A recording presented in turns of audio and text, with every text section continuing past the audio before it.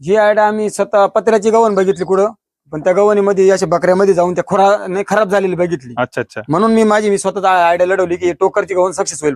आणि ही साफसफाईसाठी एकदम सोपी आहे आणि साधी, एकदम पटकन झटपट आपली साफ होणार. अच्छा अच्छा.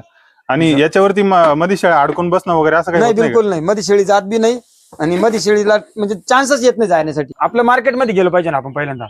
आपल्या जवळपासचे जे मार्केट आहे ना, बरोबर. त्या मार्केटला गेलं पाहिजे आणि त्या मार्केटला कोणत्या पद्धतीचा माल कशा भावाने विकला जातो अच्छा. हा पहिला बघितला पाहिजे. तेव्हा मग तिथून निवडायचं आपण शेळी कोणती पाळली गेली पाहिजे. कमीत कमी ज्यांना सुरुवात करा 10 ते 5 शेळ्यांपासूनच केली पाहिजे, जास्त पण नाही केलं पाहिजे. आपण शेड नियोजन प्रत्येक ठिकाणी अशी चौकशी करत असतो, शेड किती मध्ये गेलं काय गेलं.